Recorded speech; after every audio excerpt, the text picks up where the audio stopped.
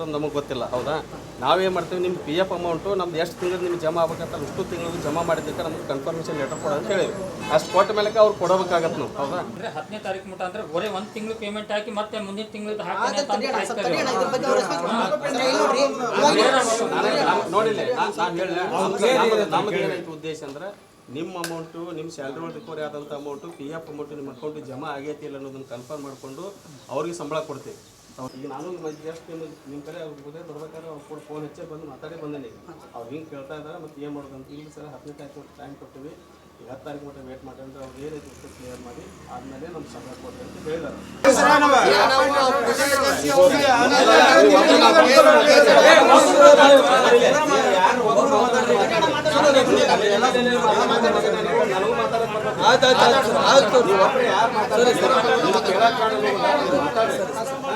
ಜಗದಾಗಿದ್ರೆ ನಾನು ಅದನ್ನ ಮಾಡೋದು.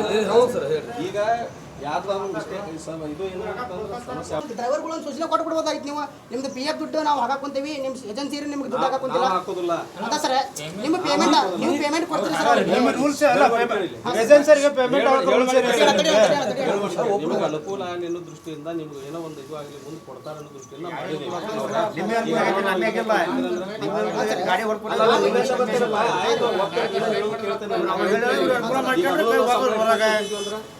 ಅದರೊಳಗೆ ಬರಲಿಲ್ಲ ಅಂದ್ರೆ ನಾವು ಮಾತು ಮೇಲೆ ಸೆಂಟರ್ ತಿಳಿಸ್ತೀವಿ. ಅವ್ರು ಏನು ಡೈರೆಕ್ಷನ್ ಕೊಡ್ತಾರೆ ಅದಕ್ಕೆ ಅಲ್ಲಿ ಮಠ ಏನು ಮಾಡ್ಬೇಕ್ರಿ ಸರ್?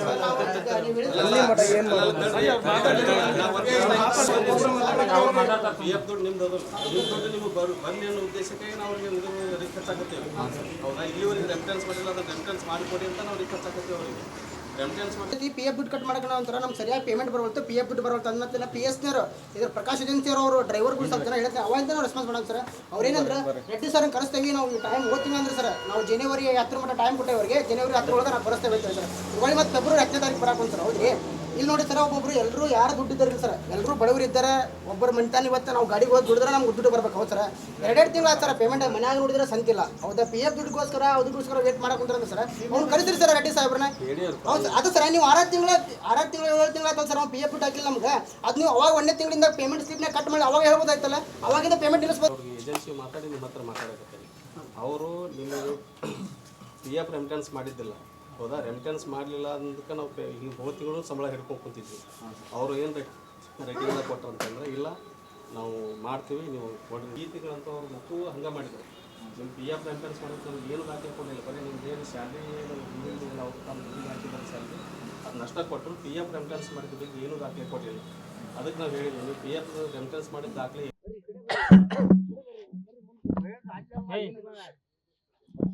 ಸರ್ ಹೇಳ್ರಿ, ಯಾವ ರೀತಿ ಸಮಸ್ಯೆ ಇದೆ ಸರ್? ನಾವು ಹಾವೇರಿ ಡಿವಿಷನಿನ ಹಾವೇರಿಯ ಎಲ್ಲ ಡಿಪೋಗಳ ಹೊರಗುತ್ತಿಯ ಚಾಲಕರು ನಾವು ಸರ್.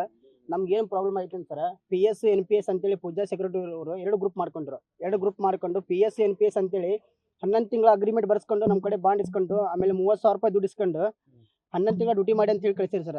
ಈಗ ಸಡನ್ಲಿ ಆಗಿ ರೀಸೆಂಟ್ಲಿ ಒಂದು ಪಿ ಎಸ್ ನರ್ದು 24ನೇ ತಾರೀಕಿಗೆ ನಿಮ್ದು ಮುಗಿದೈತಿ ಅಂತೇಳಿ ಕಳಿಸಿರಿ ಸರ್ ಹೊರಗೆ. ಆಮೇಲೆ ಎನ್ ಪಿ ಎಸ್ ನರ್ದು 31ಕ್ಕೆ ಇನ್ನೂ 3 ತಿಂಗಳ 4 ತಿಂಗಳು ಇದ್ರು, ನಿಮ್ದು ಮುಗೀತು, ಏನು ಆರ್ಡರ್ ಕಾಪಿ ಇಲ್ದಾನೆ ನಿಮ್ದು ಮುಗೀತು ಅಂತ ಹೊರಗೆ ಕಳಿಸಿದ್ರು ಸರ್ ನಮ್ಮನವರು. ಆಮೇಲೆ 2 ಮಂತ್ ಆಯ್ತು ಸರ್ ನಮ್ದು ಪೇಮೆಂಟ್ ಕ್ಲಿಯರ್ ಮಾಡಿಲ್ಲ ಇದರಿಂದ. ಆಮೇಲೆ E F P F I ದುಡ್ಡು 2,800 2,900 ರೂಪಾಯಿ ತನಕ ಕಟ್ ಮಾಡ್ಕೊಂಡಾರೆ. ಅದನ್ನ ಕೇಳಿದ್ರೆ ಡಿ ಸಿ ಅವ್ರು ಸರ್ ಅವ್ರಿಗೂ ನಾವು ಎಲ್ರಿಗೂ ಡಿ ಟಿ ಅವ್ರಿಗೆ ಡಿಪೋ ಮ್ಯಾನೇಜರ್ಗೆ ಎಲ್ರಿಗೂ ಮನವಿ ಮಾಡ್ಕೊಂಡೇವೆ ಸರ್. ಅದ್ರ ಬಗ್ಗೆ ಯಾರ ಕಡೆಯಿಂದ ಲಿಂಕ್ ಹಚ್ಚಬೇಕು ಎಲ್ಲಾನು ಹಚ್ಚಿ ಮಾಡಿದ್ವಿ, ಅವ್ರಿಗೆ ಮನವಿ ಮಾಡಿದ್ವಿ, ಎಲ್ಲ ಮಾಡಿದ್ವಿ. ಬಟ್ ಇದ್ರ ಬಗ್ಗೆ ಯಾರು ನಮ್ಗೆ ರೆಸ್ಪಾನ್ಸ್ ಮಾಡ್ತಿಲ್ಲ. ಆಮೇಲೆ ಸೆಕ್ಯೂರಿಟಿ ಪೂಜಾ ಸೆಕ್ಯೂರಿಟಿ ರೆಡ್ಡಿ ಸಾಹೇಬ್ ಅವ್ರಿಗೆ ಫೋನ್ ಮಾಡಿದ್ರೆ ಅವರು ರೆಸ್ಪಾನ್ಸ್ ಮಾಡ್ತಿಲ್ಲ ಸರ್, ಫೋನೇ ಪಿಕ್ ಮಾಡ್ತಿಲ್ಲ. ಇದು ಒಂದು ಸರ್ ಅಲ್ಲ ಸರ್, ನಾವು ಇದರಿಂದ 6 ಮಂತ್ ಆಯ್ತು ಸರ್ ನಾವು ಹೇಳ್ಕೊಂಡು ಬರಕುಂತು ಈ ಥರ ನಮಗೆ ಪ್ರಾಬ್ಲಮ್ ಆಗ್ತಿದೆ. ಇದರಿಂದ ನಮ್ಗೆ ಯಾರು ಒಬ್ಬರು ಹಿಂಗೆ ಸಾಥ್ ಕೊಡಿ ಅಂತೇಳಿ ಯಾರು ಸಾಥ್ ಕೊಟ್ಟಿಲ್ಲ ಸರ್. ಇವ್ರಂತಾರೆ ಸರ್, ಡಿ ಸಿ ಸರ್ ಅವರು ಒಂದು ಹಿಂದೆ 2-3 ತಿಂಗಳಿಂದ ಒಂದ್ಸರಿ ಮಾತಾಡಿದ್ರೆ, ನೀವು ಹೊರಗುತ್ತಿಗೆ ಆದಾಗಿರೋರು ಅಲ್ಲಿ ಅವ್ರನ್ನ ಕೇಳ್ಕೊಳ್ರಿ ಸೆಕ್ಯೂರಿಟಿಗೆ, ನಮ್ಮನ್ನು ಕೇಳ್ಕೊಳಕ್ಕೆ ಹೋಗ್ಬೇಡ್ರಿ ಅಂತ ಸರ್.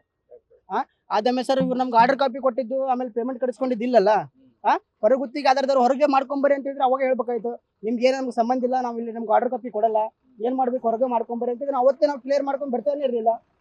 ಈ ಥರ ರೀಸೆಂಟ್ಲಿ ಆಗಿ ಅವ್ರಿಗೆ ಡ್ರೈವರ್ ಶಾರ್ಟೇಜ್ ಇದ್ದಾಗ ಎಲ್ಲ ಆದ ಕಾರಣ ಎಲ್ಲ ಹೊರಗುತ್ತಿಗೆ ಡ್ರೈವರ್ಗಳನ್ನ ಕರ್ಕೊಂಡು ಇವಾಗ ರೀಸೆಂಟ್ ಆಗಲಿ ಅವರು driver government driver appoint driver ಬರ್ತಿಲ್ಲ ನಮ್ಗೆ ಬಿಡಿಸಿದ್ರೆ ನಾವೇನು ಮಾಡ್ಬೇಕು ಸರ್? ಇವಾಗ 30,000 ರೂಪಾಯಿ ದುಡ್ಡು ಕಟ್ಟಿದ್ದೀವಿ, ಪೇಮೆಂಟ್ ಆಗಿಲ್ಲ, 2 ಮಂತ್ ಆಯ್ತು ಪೇಮೆಂಟ್ ಆಗಿಲ್ಲ. ಒಬ್ಬೊಬ್ಬರು ಮನೆಯಲ್ಲಿ ಹಾಸ್ಪಿಟಲ್ ಮಲ್ಕೊಂಡಿದ್ದಾರೆ, ಒಬ್ಬೊಬ್ರು ಮನೆಯಲ್ಲಿ ಊಟ ಸದ್ಯನೂ ರೊಕ್ಕಿಲ್ಲ. ಒಟ್ಟ ಎಷ್ಟು ತಿಂಗಳ ಪೇಮೆಂಟ್ ಆಗುತ್ತೆ? 2 ಮಂತ್ ಪೇಮೆಂಟ್ ಆಗ್ಬೇಕು ಸರ್ ನಮಗೆ. 11 ತಿಂಗಳಿಂದ EF PF ದುಡ್ಡು ಕಟ್ ಮಾಡ್ಕೊಂಡ್ರೆ ಇಲ್ಲಿ ತನಕ ₹1 ಹಾಕಿಲ್ಲ ಸರ್ ನಮ್ಮ ಕಡೆ. ಈಗ ನೀವು ಕೆಲಸದ ಅವಶ್ಯಕತೆ ಇಲ್ಲ ಅಂತ ಹೇಳ್ತೀರಾ? ಕೆಲಸದ ಅವಶ್ಯಕತೆ ಇಲ್ಲ, ನೀವು ಬರಕ್ ಹೋಗ್ಬೇಡ್ರಿ, ನಿಮ್ದೇನಿಲ್ಲ ಮುಗ್ದಿದೆ ನಿಮ್ದು ಅಂತ ಹೇಳ್ತಾರೆ ಸರ್. ಅದು ಮುಗ್ದಿರೋದು ಆರ್ಡರ್ ಕಾಪಿ ಆದ್ರೂ ಕೊಡ್ಬೇಕು. ನಮ್ದು 11 ತಿಂಗಳು ಅಂತ ಅಗ್ರಿಮೆಂಟ್ ಮಾಡ್ಕೊಂಡಿದ್ದು ಅವ್ರ ಕಡೆ ಇದೆ. ಬಟ್ ನಮ್ಗೆ ಇಲ್ಲಿ ನಿಮ್ದು 7 ತಿಂಗಳಿಗೆ ಮುಗಿತು ಅಂತ ಅವ್ರ ಕಡೆ ಆರ್ಡರ್ ಕಾಪಿ ಬೇಕಲ್ಲ. ಅದು ಕೇಳಿದ್ರೆ ಇವ್ರ ಕಡೆ ಕೇಳಿ ಅವ್ರ ಕಡೆ ಕೇಳಿ ಅಂತ ಸರ್. ನಾವ್ ಯಾರನ್ನ ಕೇಳೋಣ? ಕೊಡ ಮುಂದೆ ಕರ್ಕೊನ ಮುಂದೆ ಅವ್ರು ಡ್ರೈವರ್ ಸಾಲ್ಟೇಜ್ ಇದ್ರು ಒಂಥರ ಮಾತಾಡಿ ಕರ್ಕೊಂಡ್ರು. ಇವಾಗ ಅವ್ರು ಗೌರ್ಮೆಂಟ್ ಡ್ರೈವರ್ ಬರತ್ಲೇನೆ ಬಿಡಿಸಿದಾರಲ್ಲ. ನಾವ್ ಯಾರನ್ನ ಕೇಳೋಣ ಹೇಳಿ? ನಮ್ಗೆ ಈ ತರ ಪ್ರಾಬ್ಲಮ್ ಆಗಿದೆ. ನಿಮ್ಮ ಹೆಸರು ಸರ್? ತೌಸಿಫ್ ಅಂತೇಳಿ ಸರ್. ಹಾವೇರಿ ಡಿವಿಷನ್ ಒಳಗೆ ಪ್ರೈವೇಟ್ ಡ್ರೈವರ್ ಆಗಿ 170 ಜನ ಅದಾವೆ ರೀ. 170 ಜನದಾಗೂ ಸ್ಟೆಪ್ ಬೈ ಸ್ಟೆಪ್ PS ಬೇರೆ NPS ಅಂತ ಮಾಡ್ಕೊಂಡು ಮೊದಲು PS 11 ತಿಂಗಳು ಅಗ್ರಿಮೆಂಟ್ ಮಾಡ್ಕೊಂಡು 11 ತಿಂಗಳು ಮುಗಿದ್ಮೇಲೆ ಮತ್ತೊಂದು ತಿಂಗಳು ಎಕ್ಸ್ಟ್ರಾ ಮಾಡ್ಕೊಂಡು 12 ತಿಂಗಳು ಡ್ಯೂಟಿ ಮುಗಿಸ್ಕೊಂಡು ಇದೈತಿ ಜನವರಿ 25 ಡಿಸೆಂಬರ್ 24ನೇ ತಾರೀಕು ಅವ್ರು ಬಿಡಿಸಿ ಅಲ್ಲಿ NPSನವ್ರಿಗೆ ಇನ್ನೂ 4 ತಿಂಗಳು ಡ್ಯೂಟಿ ಮಾಡಿ ಅವಧಿದ್ರು ಅವ್ರು 30ನೇ ತಾರೀಕು ಅವ್ರಿಗೇನು ಆರ್ಡರ್ ಕಾಪಿ ಕೊಡ್ಲಿಂಗ ಏನು ಕೊಡ್ಲಿಂಗ ಅವ್ರನ್ನ NPSನವ್ರನ್ನ ಬಿಡಿಸ್ಯಾರಿ. ಇದೇ DC ರಾಳಂದ್ರ ಸ್ಟ್ರೈಕ್ ಮಾಡಿದಾಗ ಬಂದು ನಾವೇ ಜೈಲ ಪೇಮೆಂಟಿನ ಸಲುವಾಗಿ PF ಸಲುವಾಗಿ ನಾವೇ ಜವಾಬ್ದಾರಿ ತಗೊಂತ ಬಂದು ಈಗ ಒಂದು ವಾರದಿಂದ DC ಫೋನ್ ಹಚ್ಚಕೈತಿ, ಒಂದು ಫೋನ್ ಇಲ್ಲ, ಒಂದು ರೆಸ್ಪಾನ್ಸು ಮಾಡ್ತಿಲ್ಲ ಅವರು. ಸುಮ್ಮನೆ ನಮ್ಮ ಮನೆಯಾಗ ಕಷ್ಟಗಳದಾವೆ, ನಾವು ಆಗಲೆಲ್ಲ ದುಡೋದು, ಇವರು ಕಷ್ಟ KSRTC NW KSRTC ಕಷ್ಟ ಆಗದೆ ಅಂತೇಳಿ ನಮ್ಮನ್ನ ಉಪಯೋಗಿಸಿದ್ರೆ ನಮ್ಮ ಕಷ್ಟಕ್ಕೆ ಅವ್ರು ಆಗ್ತಿಲ್ಲ. ಅವ್ರು ಈಗ ಸರ್ಕಾರ ನೋಡಿದ್ರೆ ಎಲ್ಲ ಶಕ್ತಿ ಯೋಜನೆ ಅಂತ ಯಾವುದು ಶಕ್ತಿ ಯೋಜನೆ ಅಂತಾರೆ, ಎಲ್ಲ ಸುಳ್ಳು, ಎಲ್ಲ ಫೇಕ್, ಎಲ್ಲ ಈ ನಮ್ಮ PF ದುಡ್ಡು ಎಲ್ಲ ದುಡ್ಡು DCಗೆ ಹಂಚ್ಕೊಂಡು ಎಲ್ಲ ಕಮಿಷನ್ ತೊಗೊಂಡು ನಮ್ಮ ಡ್ರೈವರ್ನ ಹಾಳು ಮಾಡ್ತಾ ಇದ್ದಾರೆ ಅಷ್ಟೇ. ಇದು ಬಿಟ್ಟರೆ ಯಾವ್ದೇನು ಮಾಡ್ತಿಲ್ಲ ಅವರು. NPSನವರು ಕಮಿಷನ್ ತಿಂತಿದ್ದಾರೆ, DCಗೆ ಹಂಚಂದು ಕಮಿಷನ್ ತಿಂತಿದ್ದಾರೆ, ಎಲ್ಲ ತಿಂದು ನಮ್ಮ ಡ್ರೈವರ್ಗಳನ್ನ ಹಾಳು ಮಾಡ್ಕೊಂತ ನಿಂತಂದ್ರೆ 2 ತಿಂಗಳದ್ದು ಪೇಮೆಂಟ್ ಆಗ್ತಿಲ್ಲ. DC ಫೋನ್ ಹಚ್ಚಿದ್ರೆ ಇವನು ಫೋನ್ ಎತ್ತಕತ್ತಿಲ್ಲ, ಏಜೆನ್ಸರಿ ಫೋನ್ ಹಚ್ಚಿದ್ರೆ ಇವ್ರು ನಿಮ್ಮ ಡಿವಿಷನರ್ ಕೇಳಪ್ಪ ಅವ್ರು ಪೇಮೆಂಟ್ ಹಾಕಿಲ್ಲ, ಅವ್ರ ರೊಕ್ಕ ಮಟ್ಟ ನಾವು ಹಾಕಲ್ಲ ಅಂತೇಳಿ ನಾವು ಹಿಂಗೆ ಸ್ಟ್ರೈಕ್ ಮಾಡ್ಕೊಂಡು ಕೂತ್ಕೊಂಡ್ರಿ ಅವರು. ನಾವು ನೋಡಿದ್ರೆ ನಮ್ಮ ಮನೆಗಳಾಗ ಸಂಘ ಗಾಡಿ EMI ಅವರೆಲ್ಲ ಬಂದು ನಮ್ಮೂರು ಮನೆ ಹತ್ರ ಬಂದು ಗಲಾಟೆ ಮಾಡ್ತಾ ಇದ್ದಾರೆ. ಈಗ ಒಂದು ವಾರ ಆಯ್ತು DC ಫೋನ್ ಹಚ್ಚಕತ್ತೆ. ಇದೇ ರಾಳಂದ್ರೆಡ್ಡಿ ಒಂದ್ಸಲ ಸ್ಟ್ರೈಕ್ ಮಾಡಿದಾಗ ಇದೇ DC ಬಂದು ನಮ್ಮ ಮನವಿ ಮಾಡ್ಕೊಂಡು ಇಲ್ಲಪ್ಪ ಅವ್ರು ಆಗ್ಲಿದ್ರೆ ನಾವು ಆಗ್ತೀವಿ, ನಾವು ಪೇಮೆಂಟ್ ಕೊಡ್ತೀವಿ ಎಲ್ಲ ಅಂತ ಅನ್ಕೊಂಡ್ರೆ ಇಲ್ಲಿವರೆಗೂ ನಾವು ಒಂದು ವಾರ ಆಯ್ತು ನಾನು ಫೋನ್ ಮಾಡಕತ್ತಿ, ಇದೇ DCಗೆ ಒಂದು ಫೋನ್ ಮಾಡಕತ್ತೀನಿ, ಇಲ್ಲಿಯವರು ಒಂದು ಫೋನ್ ಎತ್ತಿಲ್ಲ ನೋಡ್ರಿ. ಅವ್ರು ರೆಸ್ಪಾನ್ಸ್ ಇಲ್ಲ, ಅವ್ರು ಎಲ್ಲಿದಾರ ಗೊತ್ತಿಲ್ಲ, ಈ ಡ್ಯೂಟಿಗೆ ಬಂದಾರ ಗೊತ್ತಿಲ್ಲ, ಅದು ಎಲ್ಲಿದಾರ ಅಂತ ಗೊತ್ತೇ ಇಲ್ಲ ಅವರು. ಈ ಒಟ್ಟರು ಬೀದಿ ಬಂದಂಗೆ ಸರ್ ಎಲ್ಲರೂ ಡ್ರೈವರ್ಗಳು ಎಲ್ಲರೂ ಬೀದಿಗೆ ಬಂದು ನಿಂತ್ಕೊಂಡವ. ಈಗ ಎಲ್ಲರೂ ಬಂದಿದೆ, ಇವ್ರು ಯಾರು ರೆಸ್ಪಾನ್ಸ್ ಇಲ್ಲ. ದಿಢೀರ್ ಅಂತ ನಮ್ಮ ಡ್ಯೂಟಿಯಿಂದ ತೆಗೆದು ಹೋಗಿದ್ದಾರೆ. ಇಲ್ಲಿ ಹೊರಗೆ ಹೋದ್ರೆ ದುಡಿಯೋಕೆ ಆಗ್ತಿಲ್ಲ. ಈ ದುಡಿಯೋಕೆ ಎಲ್ಲರೂ ಹೋಗೋಣ ನಂತರ ಹೊರಗೆ ಹೋಗೋದು ನಮ್ಮ ಮಕ್ಕಳ ಒಕ್ಕಣಕ್ಕೆ ₹1 ರೊಕ್ಕಿಲ್ಲ. ಆ ಪರಿಸ್ಥಿತಿ ಇದೆ. ನಮ್ಮ ಹೆಸರು ಜಯದೇವ್ ಅಂತ ರೀ.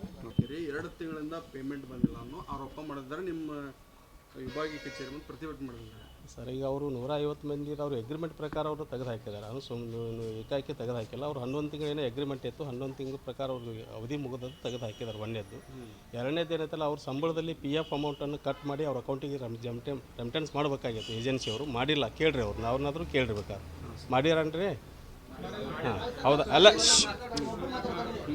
ಮಾಡಿಲ್ಲ. ಆ ಉದ್ದೇಶಕ್ಕಾಗಿ ಅವ್ರಿಗೆ ಅನುಕೂಲ ಆಗಲಿ ಅನ್ನೋ ದೃಷ್ಟಿಯಿಂದ ಆ PF ಅಮೌಂಟನ್ನು ರೆಮಿಟೆನ್ಸ್ ಮಾಡಿದ ಬಳಿಕ ನೀವು ಸ್ಯಾಲ್ರಿ ಕೊಡ್ತೇವೆ ಅಂತ ತಡೆ ಹಿಡಿದಿದ್ದೀವಿ.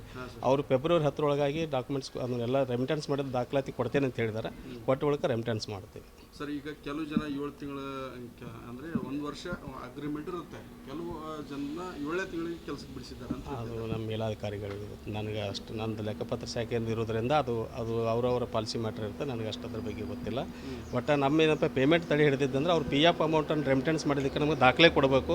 ಕೊಟ್ಟಿಲ್ಲ, ಕೊಡ್ತೇನೆ ಅಂತ ಹೇಳಿದರೆ ಕೊಟ್ಟ ತಕ್ಷಣ ಅವ್ರ ಸ್ಯಾಲ್ರಿನ ರಿಲೀಸ್ ಮಾಡ್ತೀವಿ. ಏಜೆನ್ಸಿಯವರು 1 ತಿಂಗಳದ್ದು ಕಟ್ಟಿಲ್ಲ ಇಲ್ಲ. ಮತ್ತೆ ಹೆಂಗೆ ಪೇಮೆಂಟ್ ಮಾಡಿ? ಪೇಮೆಂಟ್ ಅಂದರೆ ಈಗ ಅವ್ರು ಕೊಡ್ತೇನೆ ಅಂತೇಳಿ ರೈಟಿಂಗ್ದಾಗ ಕೊಟ್ಟಿದ್ರು. ನಮಗೆ ಸ್ವಲ್ಪ ಫಂಡಿನ ಪ್ರಾಬ್ಲಮ್ ಐತಿ, ಕೊಡ್ತೇವೆ ಕೊಡ್ರಿ ಅಂತೇಳಿ. ಅದಕ್ಕೆ ಆ ಉದ್ಯೋಗಿಗಳಿಗೆ ಸಮಸ್ಯೆ ಆಗಬಾರ್ದು ಅನ್ನೋ ಉದ್ದೇಶದಿಂದ ಮಾಡಿದ್ದೇವೆ. ಈಗ ಅವ್ರು ಕೊಟ್ಟ ಬಳಿಕ ಈಗ ಅವ್ರು ಉಳಿದ ತಿಂಗಳ ಸ್ಯಾಲ್ರಿ ಐತಲ್ಲ ಅದನ್ನು ರೆಮಿಟೆನ್ಸ್ ಮಾಡ್ತೇವೆ ಅಂತ ನೋಟಿಸ್ ಇಶ್ಯೂ ಮಾಡಿದ್ದೇವೆ. ಅವ್ರು ಕೊಟ್ಟ ಬಳಿಕ ಈಗ ಅದ್ರ ಮಾತಾಡಿದ್ದೇನೆ ನಾನು. ಈಗ ಅವ್ರು ಫೆಬ್ರವರಿ 10 ಒಳಗಾಗಿ ಅವ್ರದ್ದು ಏನೈತಿ ಎಲ್ಲ ದಾಖಲಾತಿಗಳನ್ನ ಕೊಡ್ತೇವೆ, ಅವ್ರು ರೆಮಿಟೆನ್ಸ್ ಮಾಡ್ತೀವಿ. ಕೊಟ್ಟ ಬಳಿಕ ಸ್ಯಾಲ್ರಿ ಕೊಡ್ರಿ ಅಂತ ಹೇಳಿದ್ದಾರೆ, ಕೊಡ್ತೇವೆ. ಈಗ ಅಗ್ರಿಮೆಂಟ್ ಪ್ರಕಾರ 11 ತಿಂಗಳು ಮುಗಿಬೇಕು, 12 ತಿಂಗಳು ದುಡಿಸ್ಕೊಂಡಿರಿ. ಆಮೇಲೆ ನೆಕ್ಸ್ಟ್ ಇಲ್ಲ 12 ತಿಂಗಳಿಲ್ಲ ಸರ್. ಕೆಲವು ಜನ ಅವರು ಎಕ್ಸ್ಟೆಂಡ್ ಮಾಡಿ ಎಕ್ಸ್ಟೆಂಡ್ ಮಾಡ್ಕೊಂಡಾರೆ. ಎಕ್ಸ್ಟೆಂಡ್